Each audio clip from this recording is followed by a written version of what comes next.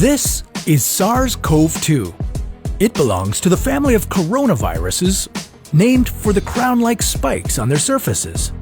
SARS-CoV-2 can cause COVID-19, a contagious viral infection that attacks primarily your throat and lungs.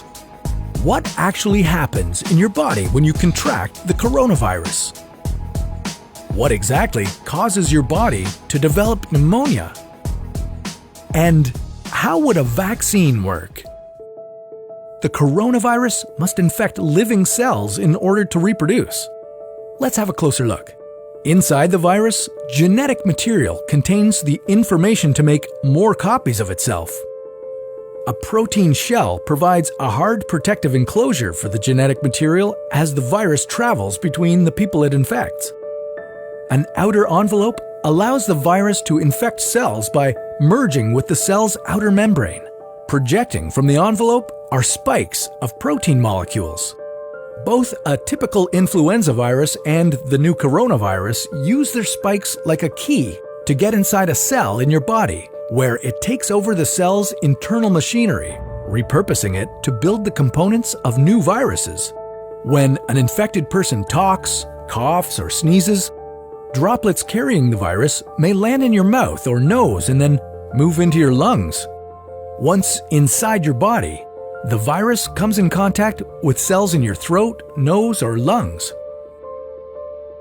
One spike on the virus inserts into a receptor molecule on your healthy cell membrane like a key in a lock. This action allows the virus to get inside your cell. Next, the virus travels inside a sac made from your cell membrane to your cell's nucleus. That's where your cell houses all its genetic material. Then, the viral envelope and cell membrane sac combine, allowing the viral genetic material to leave the sac and enter the nucleus. The viral genetic material hijacks the energy and materials in your cell's nucleus to make thousands of copies of itself. Some of the genetic material moves out of the nucleus, then attaches to the protein-building parts of your cell called ribosomes. These then use information from the genetic material to make other viral proteins, such as the spike protein. A packaging structure in your cell then carries the spikes in vesicles, which merge with your cell's outer layer, the cell membrane. All the parts needed to create a new virus gather just beneath your cell's membrane. Then, a new virus begins to bud off from the cell's membrane. Now, with the virus spreading in your body, how can you develop pneumonia symptoms? For this, we'll have to look into your lungs. Each lung has separate sections called lobes. Normally, as you breathe, air moves freely through your trachea or windpipe, then through large tubes called bronchi, through smaller tubes called bronchioles, and finally into tiny sacs called alveoli. Your airways and alveoli are flexible and springy. When you breathe in, each air sac inflates like a small balloon. And when you exhale, the sacs deflate. Small blood vessels called capillaries surround your alveoli.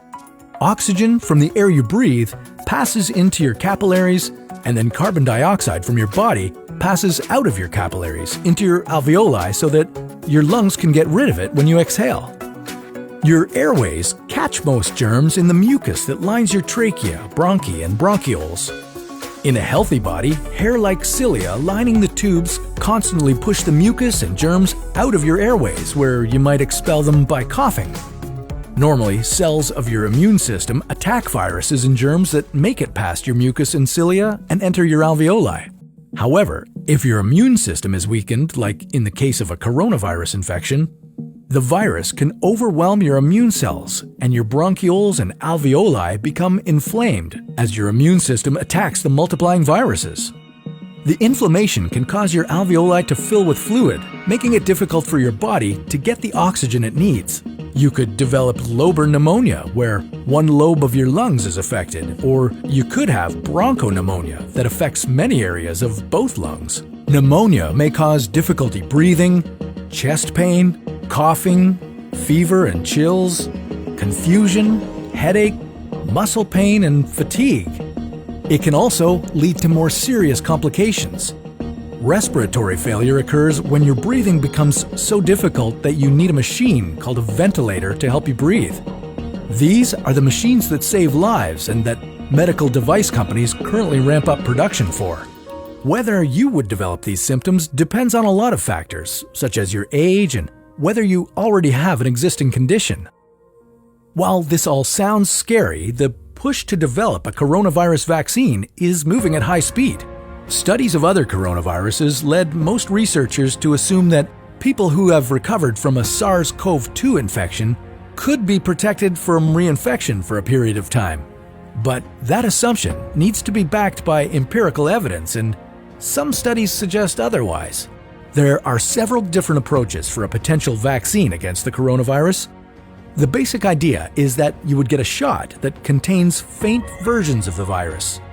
The vaccine would expose your body to a version of the virus that is too weak to cause infection, but just strong enough to stimulate an immune response. Within a few weeks, cells in your immune system would make markers called antibodies, which would be specific for only the coronavirus, or specifically its spike protein. Antibodies then attach to the virus and prevent it from attaching to your cells. Your immune system then responds to signals from the antibodies by consuming and destroying the clumps of viruses. If you then catch the real virus at a later stage, your body would recognize it and destroy it. In other words, your immune system is now primed. Collecting evidence on whether this will be possible, safe, and effective is part of what's taking researchers so long to develop a vaccine. It's a race against time to develop a vaccine amid a pandemic. Each step in vaccine development usually takes months, if not years. An Ebola vaccine broke records by being ready in 5 years. The hope here is to develop one for the new coronavirus in a record-breaking 12 to 18 months. While all this will take time, stay home if you can, to protect the most vulnerable. And don't forget to wash your hands for at least 20 seconds and as often as possible. Now, what would happen if you didn't do that for an entire year? Well, that's a story for another What If.